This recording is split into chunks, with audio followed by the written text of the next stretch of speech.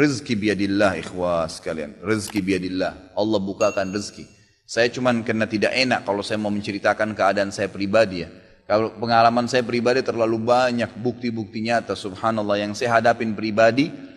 Pada saat lagi terdesak dari sisi ekonomi, godaan luar biasa. Ada pinjaman yang berbunga, ada yang begini, ada yang begitu. Tetap saya tolak, saya komitmen. Sampai pada titik terakhir, titik klimaksnya saya pertahankan. Allah berikan jalan keluar yang tidak masuk di akal ikhwah. Betul-betul tidak masuk di benak saya. Saya ceritakan salah satunya. Pada saat saya ada masalah kemarin di Kalibata. Ini untuk diambil ibrah saja. Restoran saya buka 2 tahun 8 bulan. Kemudian saya pertemukan antara omset sama bayar sewa dan ya, service charge-nya. Karena di mall ada service charge maka tidak cukup, tidak berimbang.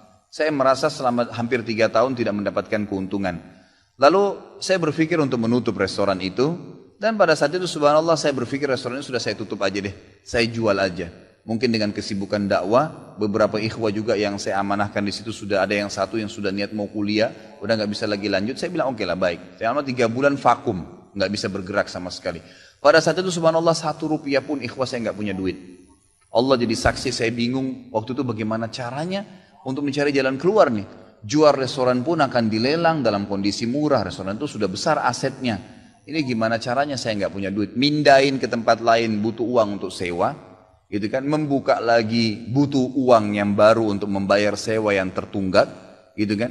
Tidak dibongkar juga akan dibongkar paksa. Ini kalau ada waktu tentu sampai waktu tentu, kalau tidak ini akan dibongkar paksa. Subhanallah, godaan luar biasa. Ada yang masuk saya tidak tahu dari mana, SMS masuk ke HP saya, pinjaman dengan bunga yang ringan 250 juta sampai 750 juta terus dari banyak perbankan saya nggak tahu tiba-tiba masuk. Saya tidak pernah iyakan, selalu. Gitu kan, saya cuma berusaha ikhtiar berdoa sama Allah, tawarin kepada orang kalau ada yang mau punya saham dengan saya. Subhanallah, pas titik klimaks 3 bulan kemarin, 3 bulan tutup ya sementara, dan saya sudah berpikir mau jual pun sempat saya tawarkan belum ada yang beli. Saya tiap hari saja berdoa. Di masjid ini saya kedatangan seseorang, jemaah pengajian saya, bukan jemaah pengajian sebenarnya, dia rutin mengikuti ceramah kita ya yang diupload di YouTube dan tinggal di Paris. Orang Indonesia, orang kita tapi tinggal di sana. Datang selama ini dia selalu kalau saya punya program gali sumur diikut. Ada program kemarin badal haji, ditipin uangnya. Selalu program sosial diikutin sama dia. Subhanallah pada saat lagi dia bilang sama saya SMS, Ustadz saya mau ke Jakarta, saya ingin hadir pengajian Ustadz langsung. Saya bilang baiklah kalau gitu silahkan fadlan. Selesai pengajian kita, waktu itu selesai jam 9 malam, kurang lebih seperti jam-jam seperti ini. Lalu kemudian dia datang sebelah saya belum pernah lihat orangnya. Lalu dia salaman sama saya, dia bilang, Ustadz saya Pak John Firdaus, dia bilang sama saya gitu. Terus saya bilang, oh iya Pak, saya belum paham nih. Dia bilang, saya yang dari Paris Ustadz. Oh antum, terus salaman lah, ngobrol-ngobrol. Sampai ke mobil gitu kan. Saya sempat kasih dia beberapa buku yang biasa saya bawa di mobil. Ini akhi mungkin antum bisa baca-baca di sana sama keluarga dan seterusnya. Sebelum berpisah, dia bilang sama saya, Ustadz saya sempat bawa teman ke Kalibata. Kok saya mau ajak makan tutup tempatnya Ustaz? Oh iya ceritanya ada tunggakan pembayaran yang belum saya bayar dari sewanya karena tidak cukup antara omset penjualan dengan ini. Oh gitu Ustaz iya. Kira-kira butuh berapa biaya? Saya bilang mungkin saya butuh sekitar 250 juta untuk memutar kembali restoran ini. Karena butuh ada tunggakan 168 dan saya harus dengan biaya operasional sekitar 250 juta. Rencananya memang saya mau buka saham kalau memang ada yang mau masuk. Dia bilang sama saya tiba-tiba ini cuma mau berpisah di sini di depan masjid ini dia bilang sama saya, Ustadz kalau Ustadz bilang, saya baru saja kemarin masukin anggaran dana saya 400 juta di satu perusahaan. Kalau saya tahu saya akan ikut sama Ustadz. Ya sudahlah akhi, qadarullah nggak apa-apa gitu kan. Tapi kalau emang Ustadz mau, saya coba pikirkan nanti saya pertimbangkan. Kira-kira berapa? Saya bilang saya akan buka saham 250 juta itu 10% dari omset antum akan ambil. Karena aset restoran sekarang 2,5 M. Baiklah, dia bilang sama saya gitu. Saya pulang ke Paris ini, hari Senin saya berangkat. Saya bicara sama istri, saya langsung kasih berita ke Ustadz, lalu saya kasih. Baiklah saya bilang kalau begitu. Dia pulang, subhanallah, saya pikir ya sudahlah. Ini mungkin dia mau pertimbangkan lagi. Malamnya, pada malam itu juga, dia tiba-tiba SMS ke saya, dia bilang, Ustadz setelah saya musyawarah sama istri, saya akan transfer ke Ustadz dengan jumlah 250 itu. Supaya bisa bergulir dan saya siap mengambil 10%-nya. Gitu kan, saya syukur kepada Allah, alhamdulillah ada jalan keluar gitu. Subhanallah saya ke Kalibata, saya bicara besoknya sama GM-nya. Saya ngobrol, ini gimana jalan keluar, saya sudah ada duitnya sekarang dan mau diputar. Oh udah gak bisa Pak Khalid. Ini kan sudah 3 bulan vakum. Udah gak bisa, harus Dibongkar, udah tutup, nggak bisa lagi. Kalau Pak Halid mau pindah tempat lain silakan. Atau mau buka sini kembali harus ganti nama.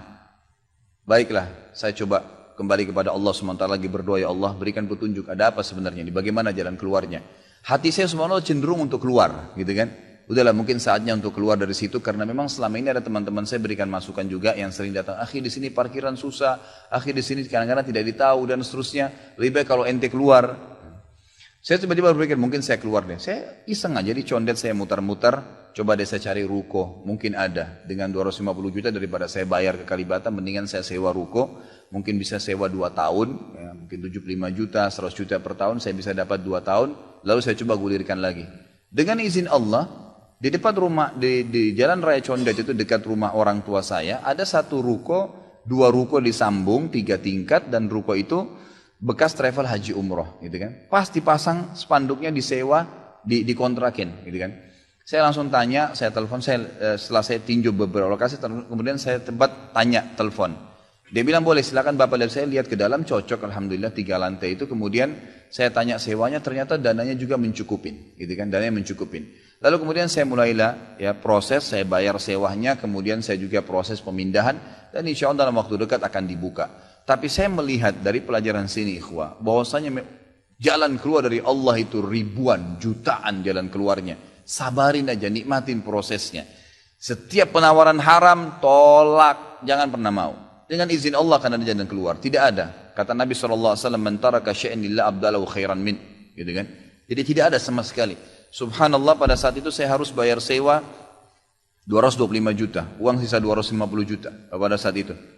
Terus kemudian saya sempat telepon ke akh itu lagi, ya, Pak John, semoga Allah jaga beliau. Saya sempat telepon, kemudian saya katakan, akhi, kemarin antum bilang antum sempat masukin dana 450 di 400 di Jakarta itu.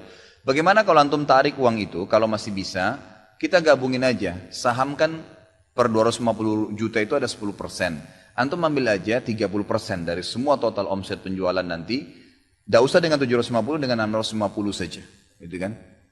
Dia bilang kalau itu sudah nggak bisa Ustaz, tapi memang coba saya pertimbangkan deh. Saya akan coba hubungin teman-teman di Paris ini yang sudah biasa, yang kenal antum, gitu kan?